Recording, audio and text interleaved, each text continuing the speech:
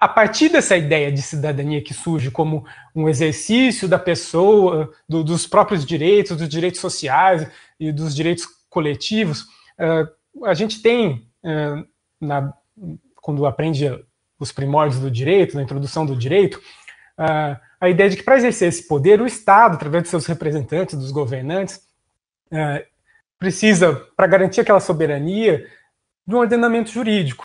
A evolução de cidadania vem dessa ideia de Estado e de oposição do indivíduo a um poder soberano que abusa de poder, né?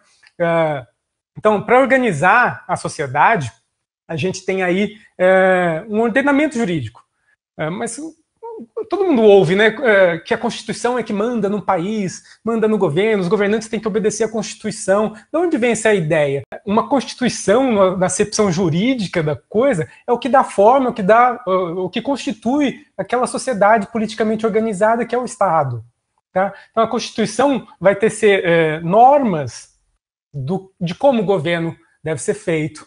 Daí vem a separação de poderes, que é outra ideia lá iluminista, de Montesquieu, né? Que na verdade não é exatamente uma separação de funções estatais entre o poder executivo, o poder legislativo, o poder judiciário, um sistema de freios e contrapesos, né? A aula de história sempre traz isso, que na verdade não é aquilo, cada um faz uma coisa, tem uma função principal para cada forma de exercício do poder, né? A forma legislativa é aquela que vai dizer como vai ter que vão ser feitas as leis, como vai ser a forma de representação do povo na feitura dessas leis, qual o processo a se passar para fazer essas normas. O executivo é o que vai dar concretude para as políticas, é o que vai fazer ações governamentais, né? Na área da educação a gente tem Enem, tem os provões todos, vestibulares, políticas do livro didático, as diretrizes curriculares todas que vêm do Ministério da Educação, as normas que baixam para as secretarias, e o judiciário é a esfera de governo que vai julgar se tudo que estão fazendo por aí está certo, é aquela esfera para onde os cidadãos podem levar suas demandas que não foram atendidas, né, reclamar, olha, o executivo está fazendo isso, mas está errado porque ele faz aquilo. Então, a Constituição traz essa forma de Estado, e ao mesmo tempo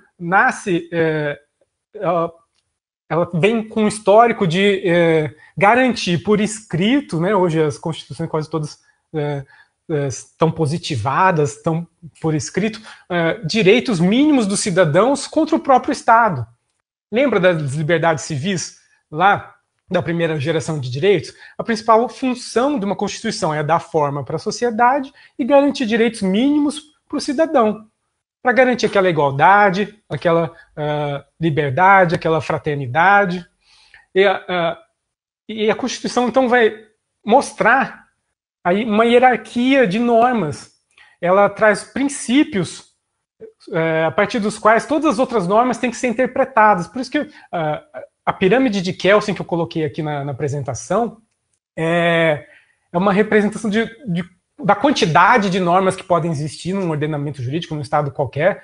Aqui a gente tem Constituição e as emendas no topo. O que é essa desculpa, minto, tem a norma fundamental. Norma fundamental é uma ficção que vem da cabeça teórica do Kelsen, de que é a primeira norma, como a origem de tudo, que dá legitimidade para todas as outras normas.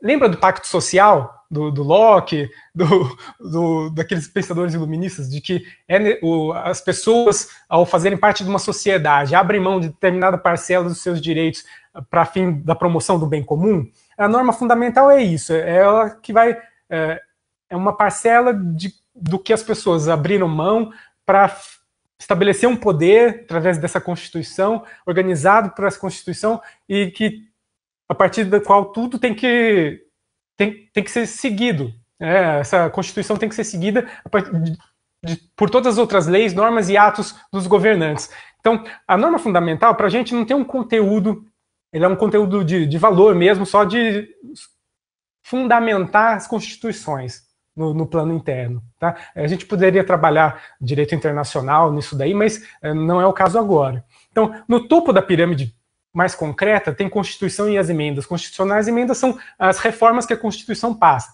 E o TIDH são os tratados internacionais de direitos humanos, dos quais o Brasil é signatário. O Brasil escolheu transformar tratados internacionais de direitos humanos, se ele vai lá nos acordos internacionais assinar e trazer para o ordenamento jurídico, isso tem valor constitucional. Tá? Segundo a própria Constituição. A Constituição não é quem traz procedimento, a forma de fazer lei, a forma de obediência que isso deve seguir. É a partir da leitura da Constituição que a gente sabe se um Estado é mais ou menos democrático, né? Se dá mesmo valor à soberania popular, à liberdade de imprensa, à família, né? Então tem todos os valores, mas o mote de Constituição é aquilo: garantir direitos individuais e sociais mínimos e organização de Estado. A partir daí ela traz princípios, inclusive sobre como as outras normas devem ser feitas. Daí que a gente tem lei complementar, lei ordinária e medida provisória. Mas a lei complementar, a Constituição nossa trata, é uma lei, então está abaixo da Constituição, mas ela tem um caráter mais para traçar umas normas gerais de determinados assuntos. Tá? Por exemplo, o Código Tributário hoje é uma lei complementar, porque ela traz normas de tributação que todos os outros entes depois têm que repetir e obedecer. Só que essa lei, ao contrário da lei ordinária, ela, para ser aprovada, precisa de um quórum, de uma participação, né, uma aprovação um pouco mais qualificada, não basta só a maioria simples. Então, norma constitucional, lei complementar, são poucas, tá? Que a gente tem no ordenamento, por isso que está só uma etapa abaixo da pirâmide ali em azulzinho, e na educação a gente não tem tanta lei complementar aplicável, e o principal que a gente vai tratar hoje aqui está dentro dessa faixa laranja, que são de leis ordinárias, medidas provisórias e tratados, que não são de direitos humanos, mas que o Brasil aceita como norma internacional, aceita como norma interna também, e essa força de lei. Por quê? Porque num Estado democrático de direito, as pessoas só podem ser obrigadas a fazer alguma coisa, ou desobrigadas, a partir de lei. Esse é o princípio da legalidade. É uma das coisas que surgiu lá no Estado moderno, democrático, para garantir que, estando escrito numa lei, é que o governante pode exigir isso dos governados.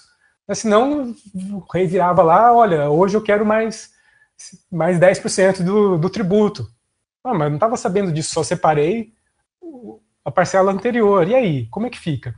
O princípio da legalidade é muito importante, só que ele tem que ser regido por princípios democráticos, né? Senão é um Estado democrático de direito diferente de um Estado de direito.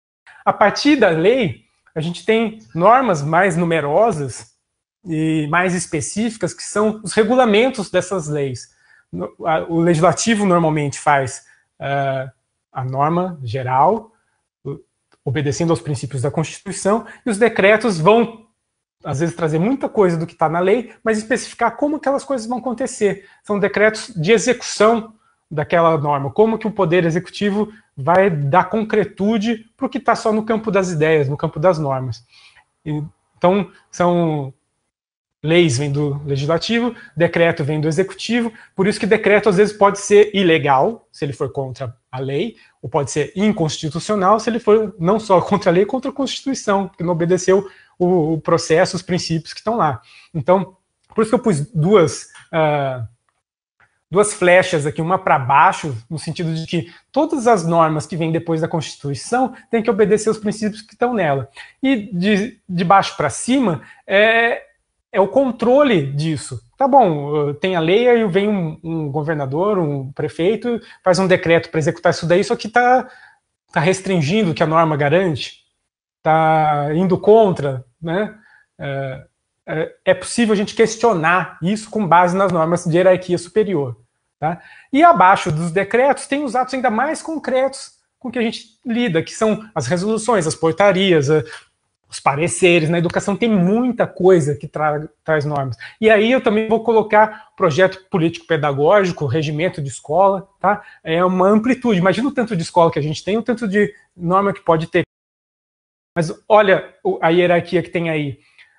Mas ao topo a Constituição tem menos normas do que as normas concretas, porque ela é mais geral mesmo, é só para tecer o programa geral da sociedade e, no nosso caso, que a gente está tratando aqui da educação. A Constituição brasileira, quando a gente estuda no direito, ela é uma colcha de retalhos, porque ela trata de muito assunto. Tem Constituição por aí que só trata mesmo dos direitos individuais oponíveis contra o Estado e da forma de governo, para dar aquela estrutura de sociedade. A nossa fala disso tudo e desce a miúde alguns conceitos de direito à saúde, o sistema de saúde, o SUS, o sistema de educação, a ordem econômica, jurídica econômica, né, estabelecendo um capitalismo social, aí, a função social da propriedade. Então, a Constituição brasileira já teve várias emendas, porque o direito, apesar de não parecer, ele é dinâmico também. A sociedade vai mudando, vai pedindo alterações nas normas.